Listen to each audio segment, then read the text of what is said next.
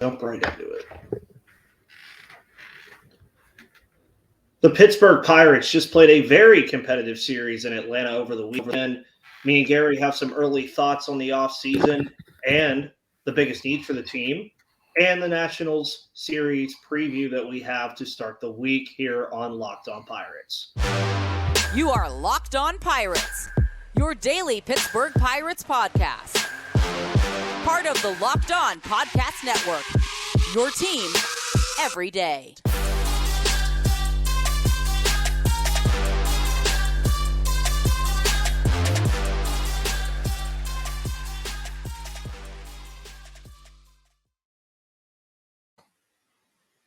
Welcome back to the Locked On Pirates podcast, everybody. My name is Ethan Smith. That is Gary Morgan, who, again, thank you, sir, for hosting this wonderful show 2 weeks ago. Enjoyed it a lot. Hopefully everybody else enjoyed it a lot, too. And newsflash, everybody, to start this show, as we're talking about the competitive series in Atlanta, the Steelers were not the only Pittsburgh team to lose this weekend. The Panthers had a game on Saturday and lost Saturday, as you see with Gary's hat. The Pirates lose 2 out of 3 in Atlanta, and then the Steelers did something that was supposed to resemble football yesterday. So everybody in the Locked On Pittsburgh network is having a great time here on this wonderful Monday afternoon. But for the Pittsburgh Pirates, though, a lot of people will look at these 3 games, Gary, and say, oh, well, they lost 2 of 3 to the best team in baseball again. Now, the first time around with these 2 teams, there was a lot of different arguments that the Pirates could have won that series. I don't know if there's as much of an argument this time around, but there were some positives that I liked from this series, and a lot of it was just the fact that realistically, even though Atlanta won these games and the 2 games they won by more than 2 runs, it did always feel like the Pirates were in these games, Gary, and I don't know if you have the same sentiment, but it felt like they were battling with the best team in baseball. I don't even know if there's really an argument to say there is another best team in baseball outside of Atlanta right now, but they played this team tough all year, and they finished the season 2-4 against them.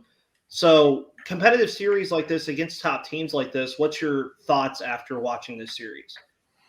I thought they were really competitive with them. I mean, I think they finished 3-4, but they 3-4, yeah. I mean, I honestly thought the first 4 game set in Pittsburgh was the best baseball series I've watched all year. It was back and forth games. I mean, punching each other in the mouth and just seeing which one, lost the most teeth at the end. It was excellent baseball. And I thought athletically, the Pirates hung with them. I thought they did what you have to do against Atlanta. You have to put the ball over the fence a little bit. They did that. You got to run with Atlanta. They ran with Atlanta. You got to play defense with Atlanta. They played defense with Atlanta. You got to pitch to Atlanta. Johan Oviedo is my big takeaway from this 3 game set. I think he speaks for this new generation of Pirates that are just tired of getting pushed around. And the way he stood up on Acuna, it's exactly what you want to see. Exactly what you want to see. What he said afterwards, I didn't think it was petulant at all. I loved the way he went after it. I'm going to pitch inside. I don't really care if it makes you happy. That's what I'm going to do. You're not going to scare me out of it by complaining. It's going to happen. So, I think there was a lot to be taken from them playing the Braves this whole year, this series in particular, this 3 game set. Yeah, they got overmatched in one of the games, but the other 2 were very competitive. Really, really enjoyed watching both of them. Yeah, and going to the Oviedo thing as well, I'm sure there's a certain post that a lot of you who follow me have seen that absolutely exploded from both sides of the comment section on that one. And I'll say this again, Acuna is one of the best players in all of baseball and will continue to be, but you cannot get mad that people are going to throw you inside. And Braves fans, if you're watching this show after talking about this, Pirates fans dealt with the same thing. Andrew McCutchen got thrown in so much during his 3-year run in the playoffs with the Pittsburgh Pirates. It happened to Starling Marte a lot. It happened to Josh Harrison a lot. frustrations boil over. But I agree with where you're at on the Oviedo sentiment too, is that it almost feels like now that a lot of these guys are saying, hey, we're going to start pushing back now. Like it's pushback time now. We're not going to just sit back and lose 100 games and play decent baseball. We're going to go in and compete against everybody. And realistically, down the stretch of the season, and we'll talk about a little bit more about this later. This week is really the last week where you look at the schedule of the games they have left and say, okay, those two teams probably aren't making the playoffs, those being the Nationals and the Yankees. The other 5 teams you play down the stretch of the season, or 4 teams that you play for the rest of the year, all have a viable shot at the postseason. And you want to play competitive baseball against teams like this. And they did it against Atlanta. They did it against Milwaukee in the series before that. We've seen them play pretty good baseball more recently against Chicago. They still lost those games, but they looked a lot better against Chicago than they had at certain points. But I think we have the same takeaways on this Brave series. Is just it felt like the guys were done getting pushed around by a superior team. There's no doubt that the Braves are a superior team to the Pittsburgh Pirates. But when you're looking at next season as a potential, say, competitive year for this team where they want to compete for a division title, these are the kind of series that you're going to have to go into and win these kind of games. Yeah, and I think not only push back against a superior team, I think Brian Hayes shows they're kind of tired of getting pushed around by, officiating as well. Mm-hmm. I don't think people necessarily understand how much risk Brian Hayes is taking by doing something like that. He could get fined for sure. He could probably get suspended. I would imagine that will happen a game for talking out against officiating. But I think that's how egregious some of it has been. And I think they're kind of getting tired of just nothing more than a shrug whenever it is broached. And there's only so many times your manager can get thrown out of a baseball game where it just doesn't matter anymore. Mm-hmm. So, the people that wanted Shelton to go out and get tossed from a game that was over, it doesn't matter. Yeah. At some point the players have to speak up, and union brothers should want to protect other union brothers. So I would like to see MLB do something to help give players more of a mechanism to complain on the record and actually have some kind of tangible results from that complaint or grievance than they do right now, because they have no recourse but to complain on the field, and most of the time that is met with nothing more than a shrug. Yeah, and also I would say, even on the same coin too, bringing up Derek Shelton getting tossed, how many times does it matter if a player gets tossed for this same stuff, if they get super upset about it? It's kind of the same coin. Brian Hayes gets tossed there, it doesn't do anything, because to me that's basically a shrug to it. Is like, oh, you're gonna like get mad that my calls are not good right now, okay, bye, like we'll just move on. And you can't get your whole team thrown out because you can't play a baseball game that way. And it is an issue. And I want to also preface this too. It's been a Pirates issue, but there have been some calls that the Pirates on other sides of things have gotten calls on, most recently in that Milwaukee series. It's happening all over baseball. There's just different reactions to it, and sometimes a little bit more of it for certain teams than other teams. But it's happening in every single game. It's happening all over the place. And it's something that MLB is already kind of talking about with robo-umps. I think those are coming sooner rather than later. But that doesn't mean that the product needs to be garbage right before you just throw it out. I think that's where I should leave that after this Braves series, which the Pirates, again, played very well. They are still on a pretty good pace to get over that 70 win mark, entering this series against Washington at 66 wins. And if you want to see the Pittsburgh Pirates play some games at home for the final couple weeks of the season, well, go to Game Time. Game Time is the best app in the world. I love it. You can download the Game Time app today for tickets and use code LOCKEDONMLB for $20 off, because buying tickets to your favorite events shouldn't be stressful. Game Time is a fast and easy way to buy tickets for all the sports, music, comedy, and theater near you. And with killer deals on last-minute tickets and their best price guarantee, you can stop stressing over the tickets and start getting hyped for the fun you'll have. Because you also get exclusive flash deals on tickets for football, basketball, baseball, hockey, concerts, comedy, theater, and more. And the game time guarantee means you'll always get the best price. If you find tickets in the same section and row for less, Game Time will credit you 110% of the difference. So download the Game Time app, create an account, and use code LOCKEDONMLB for $20 off your first purchase. Terms apply. Again, create an account and redeem code LOCKEDONMLB for $20 off. For last-minute tickets, lowest price guaranteed. And welcome back, everybody, to the second segment of today's episode of Locked On Pirates here on Gary Morgan Monday. The first one that we've had in a while. Obviously, some extenuating circumstances on mainly my side, but, gotta love the internet thing. As you guys might have noticed, I don't have the cool backdrop right now that usually rivals Gary's backdrop because I don't have internet in my house because my fiber cables decide they just don't want to work. Just like Matt Canada's offense. Don't worry. Chris is going to listen to this show today, and I'm going to have all kinds of little Steelers nuggets, and he's just going to have to find them. But with that said, usually the football season marks the end of the baseball season in Pittsburgh for the last 8-9 years, I would say, at this point. So usually when we see the Steelers on the schedule, we're like, okay, the Pirate season is almost over, which means early off-season stuff kicks off. You get team grades, you get player grades, which that is something that will be happening after the Miami series to end the season. But right now, when you're looking at this team and you're looking at early off-season thoughts and a primer, this doesn't necessarily mean this is what the Pirates are going to do because guess what? Me and Gary don't work in the front office. If we did, this team would probably look very different than it currently does. But looking into the offseason, Gary, what would you say if you had to pick one big need of what the Pirates need? Now, they do have a lot of needs, but if you had to pick one spot that you could go into next season feeling more confident about it than you do currently right now, I think this is pretty obvious, so I'll stop burying the lead, but what is your answer? Starting pitching. Yeah. Starting pitching and first base, those two. And it's funny because it's been that for years.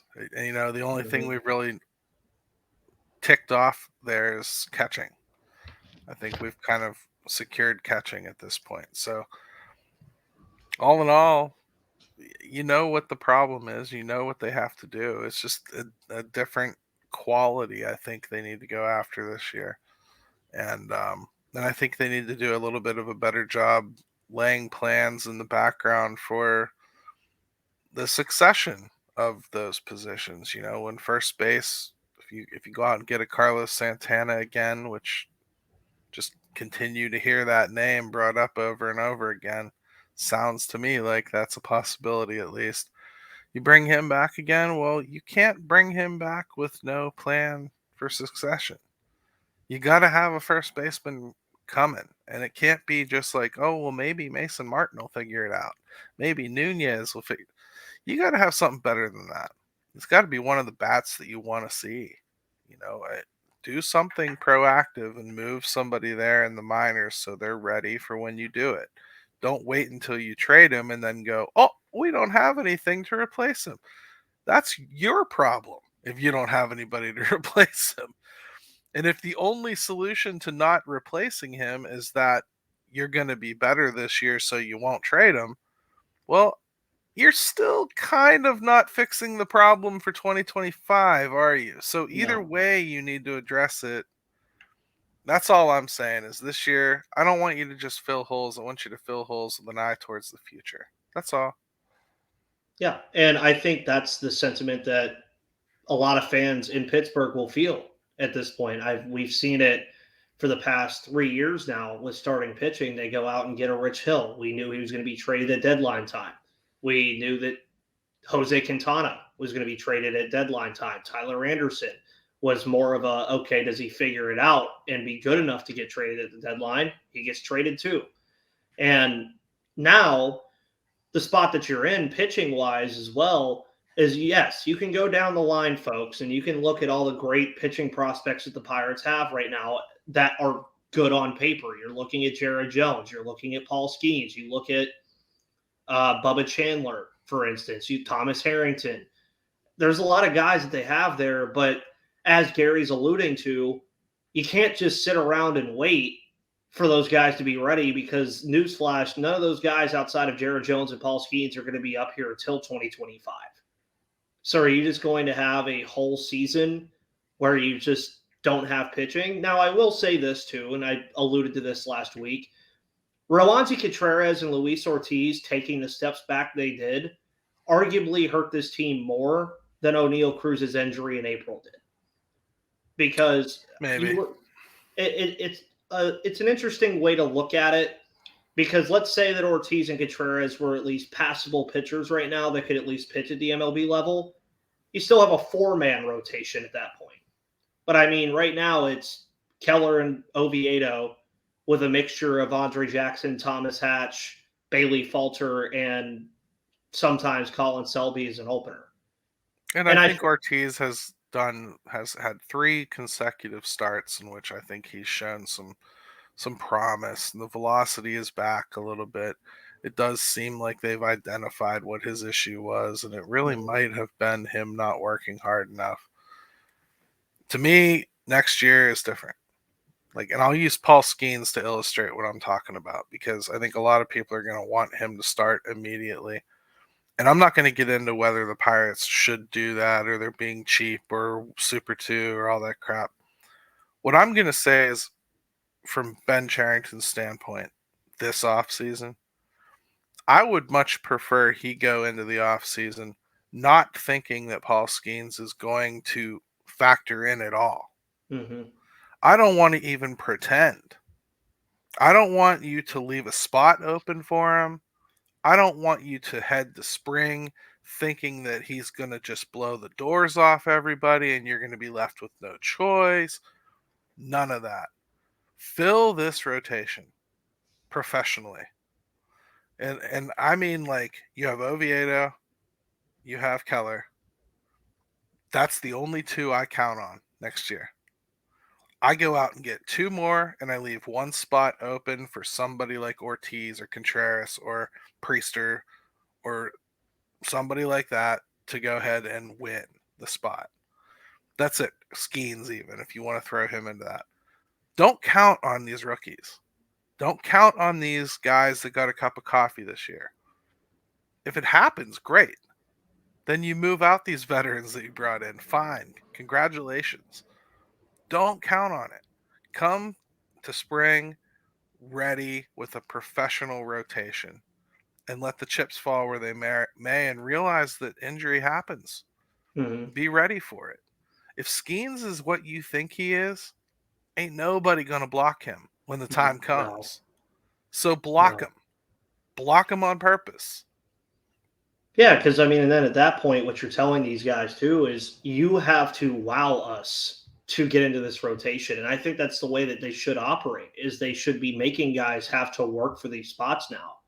They should not have to be in a position where, as you mentioned, that right now, when the season ends, they only have 2 pitchers they can be fully confident in. Now, obviously, other things have factored into this rotation as well, with Brubaker being injured and Mike Burrows getting hurt. And there's a lot of stuff that has happened this year. But now you have the opportunity to go into free agency and go into this offseason and fix it. As you said, it is an easily identifiable problem. It is something that is fixable if they do choose to fix it. And Gary's talking about also just signing guys. Why not trade for a pitcher too? That is always an option. You have a lot of stuff going on in the middle infield. You have a lot of stuff going on all over the place with prospects. Now's the time, for me personally, where you got to start saying, okay, we're into year 5 of this when you go into next year. Let's just still say year 4, though, because I don't count 2020. But it's technically year 5. And you can't, as you said, you can't keep hoping that these guys just grow into something that is going to be fruitful. Because as you've said on my show and taught me over the time that I've been doing the show and having you on this show, every single prospect is a dartboard. They're a dart that you're throwing at a dartboard and you hope they hit. Even the best prospects are like that. I just look back to a couple years ago. There wasn't anybody talking about prospects that wouldn't have told you Matt Frazier was 100% locked to like make this league and be good. Matt Gorski, same kind of thing. Mason Martin, same kind of thing. This year going into it, we were all really hot on Dariel Lopez. Well, he got hurt and missed the whole season, right? Nobody thought Henry Davis was going to fly through the system the way he did, but he did. His bat forced it. You just don't know. You collect talent and you hope you have enough talent that when you sift it, a couple gold nuggets come out of it. That's what you hope. Like, we talk about like trades. I don't know how Nick Gonzalez makes this team next year. Just look at it. Like, you got O'Neal Cruz. He's going to play. He's going to play. Yep. I think Peguero has shown that he's kind of a bat that you're going to have to make sure is available at least. The power is very real. He's got things to work on, no doubt. But he's shown more real power than Nick Gonzalez has. G1 Bay is going to take up some time at second base and center field. Whatever you think of Alika Williams, he's probably going to start in AAA, I would imagine, or on the bench as a glove first guy. Tucupita Marcano is a guy that they really seem to like. Where does Nick Gonzalez fit? I've been like kind of tossing this out there, but think outside the box. Throw a guy like that who has a bat that you definitely want to see. Throw him at first base. Mm-hmm. See what he can do over there. I mean, we don't have an answer. I'm not saying you start the season there. Go get a free agent anyway and make him earn it, just like I said with the pitching staff. But do something different. Don't just sit here not ever having an answer over there. Move these guys. You clearly cannot use them all. Yeah. And I've thought about it too, jokingly, just from a standpoint of that. I think Gonzalez moving over there makes a lot more sense. Jared Triolo was a guy that I wouldn't mind seeing over there also. I just don't know if his bat plays enough to like hold down that position. Jack Sawinski was another one. I just thought that his like power over there would be great. And if it's something that he could work on for an entire offseason to fix that problem, G1 Bay can play center field every day for the most part, I would say.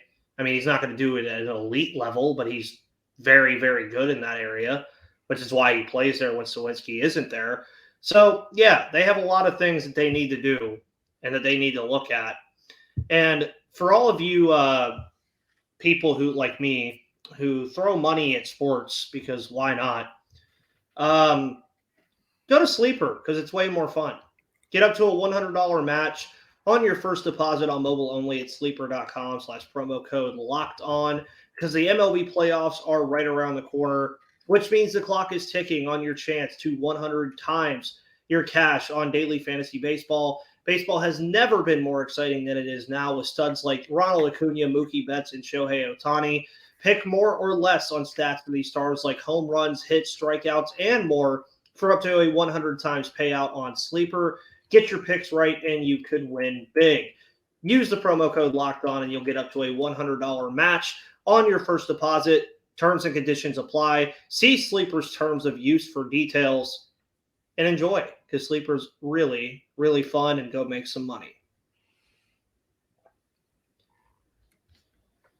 And welcome back to the final segment of today's show here on Locked On Pirates. It's myself and Gary Morgan, as always, here on Mondays when it works out schedule-wise. And speaking of schedule-wise, I kind of talked about this earlier, that this week is really the last week you can look at the Pirates schedule and say, okay, you're playing two teams that are probably not going to be in the playoffs. They have these 4 games against Washington and then 3 against New York. Of course, they have Clemente Day coming up. I was actually supposed to be at this Clemente Day series, but money is an issue that would not allow that.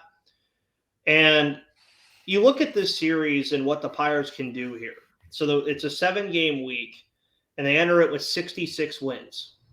They can come out of this week with 70-plus wins, which is, again, I've had people say, we shouldn't be excited about this. Well, it's an improvement. It's an improvement for sure. You look at this Washington team, though, and number 2 pick in the draft this year, so they have a very similar trajectory to what the Pirates are trying to do. And I think they've been a lot better than people expected them to be. I know being 64 and 79 would not usually speak to being better than what you thought they were going to be. But the Nationals actually have some guys over there that have played very well for this team this year, and they've been a sneaky little team all season. I mean, they're 64 and 79. They're only 2 games worse than the Pittsburgh Pirates are. So what are your thoughts going into this series? I mean, they're a young team with some talent that I think is capable of hanging in with just about anybody. And I think that does make them very similar to the Pirates. They are very much so in the same kind of boat. If anything, I think the Nationals are a little further along pitching-wise than than the Pirates are. But yeah, I don't think I go into any series with this team thinking we should make hay here. I just don't. Mm-hmm. There's certainly some that you look at and you go, oh, they should have a better shot here, or oh, at least there's not this wipeout starter that there's no way. Pirates have actually done well against those wipeout starters this year. So I just think there's a couple things. It's the reason I never bet on sports, because I can't tell you from game to game what the Pirates are going to do against anybody. Really kind of depends on their game plan sometimes. Their game plan is to take a ton of pitches. So if you have a pitcher that's going to nibble, the Pirates are going to beat them. It doesn't really matter who they are. And if you have an umpire that's not going to call that edge, Pirates are going to win. So I almost need to see the umpires more than I need to see the pitching matchups. All in all, though, Ethan, you're right. They should get up over 70. It should be this week, I would imagine. They should be able to pull out 4 out of this next 7. That would be, to me, the bare minimum that you would expect and want to see. And it is an improvement, and you take an improvement for what it is. If you can get this up around 74, 75 wins this year somehow, some way, well, I don't know how you as a player on this team filled with young kids that are all coming back. I mean, let's not forget that. This team is not going to look much different next year. No, it isn't. It's going to look very similar to what it is right now. Right. So, I said you'd like this team the way it looked at the end of this year better than you did at the beginning. I personally feel that's very true still, except for on the mound. So I think, you take that and you go, wait, we weren't all that far off, were we? Oh, look, another game here, another game there. Hey, look, we're getting this 4 WAR player back. There's 4 more games we probably would have had. I think it's easy to talk yourself into this isn't that far away now. And that's the kind of mindset they need to have this offseason, I think. Come back in and really run through the tape to finish this season out. Yeah, and I couldn't agree more, honestly. And I said 74 wins was my prediction at the beginning of the year, and that's something that they could very well get to. It's not out of the cards for them to get to that point. And it doesn't sound crazy, but it's a 12-win improvement if they get to that number. I mean, even if they just get to 72, that's 10 games better than you were last year. And you could argue last year's team ended the season with a better rotation than this year's team. And they are better by 10 games, which just speaks to a lot of different factors. I mean, Ke'Bryan Hayes, these last month and a half, 2 months since getting hurt, has been one of the better third basemen in all of baseball, folks. Not just on this team, not just in the NL Central. He has been one of the best third basemen in all of baseball the last couple of weeks. Speaking of tonight, with the sleeper thing, I mean, if you guys want to, Hayes is batting .308 on his career against Patrick Corbin, who's starting tonight for the Nationals, and Reynolds, same deal, .308. So throw that out there. Maybe those guys have big games against Patrick Corbin. But I think this down the stretch, just keep in mind, folks, as you're listening to this show, and then also while you're doing whatever when you're watching the games, keep in mind this team is in a lot better spot than it was 2 years ago or a year ago, or even if you want to make an argument, a month ago. Because with Ke'Bryan Hayes having the resurgence that he's had, which I talked about last week, that helps a lot.